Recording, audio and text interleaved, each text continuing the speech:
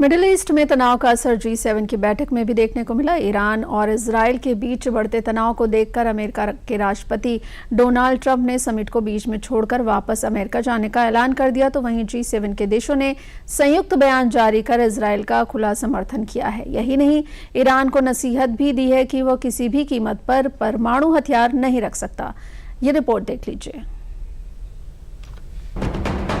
दुनिया के 7 ताकतवर मुल्क जब एक देश में एक टेबल पर G7 की मीटिंग में मिले तो वो फैसला लिया गया जो मिडिल ईस्ट में चल रहे युद्ध की दशा और दिशा को बदलने का मादा रखता है। मिडिल ईस्ट में ईरान के साथ संघर्ष में इजराइल को G7 देशों का खुला समर्थन मिला है।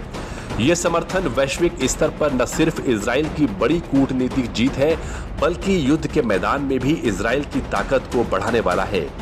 G7 ने यह भी साफ कर दिया है कि ईरान कभी भी परमाणु हथियार नहीं रख सकता। ईरान इजराइल स्थिति पर G7 ने साझा बयान जारी कर कहा कि हम इजराइल की सुरक्षा के लिए अपना समर्थन दोहराते हैं। ईरान आतंकवाद और क्षेत्रीय अस्थिरता का मुख्य सोर्स है। हम लगातार स्पष्ट करते रहे हैं कि ईरान के पास कभी भी परमाणु हथियार नहीं हो सकता।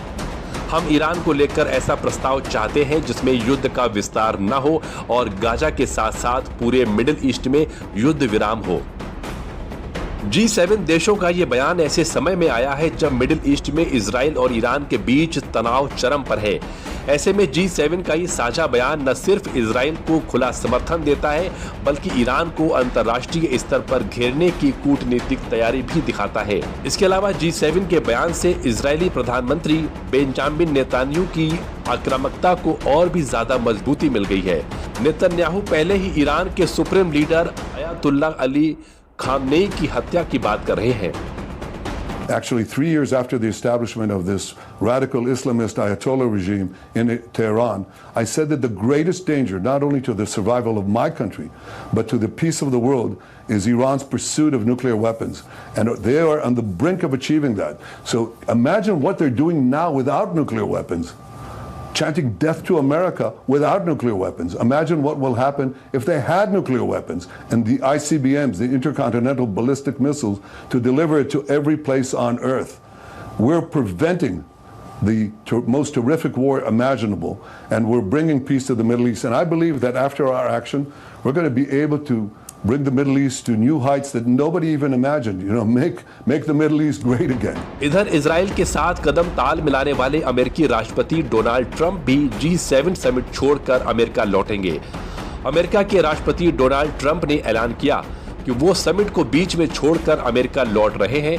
ऐसे में कयास लगाए जा रहे हैं कि मिडिल ईस्ट में कुछ बहुत बड़ा होने का अंदेशा जताया जा रहा है।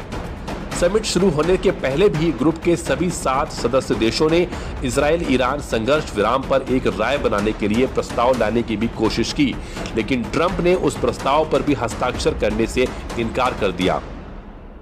ट्रंप ने सोशल मीडिया पर लिखा कि ईरान को परमाणु समझौते पर हस्ताक्षर करने चाहिए। ईरान न्यूक्लियर हथियार नहीं रख सकता। मैंने यह बार बार कहा है, सभी को तुरंत तेहरान खाली कर देना चाहिए। इजराइल के हमलों और अमेरिका की चेतावनी ने मिडिल ईस्ट में तनाव को चरम पर पहुंचा दिया है। ट्रंप का तेहरान के निवासियों से तुरंत शहर खाली करने की चेतावनी फाइनल अल्टीमेटम माना जा रहा है, यानी मिडिल ईस्ट में कुछ बड़ा होने का अंदेशा है।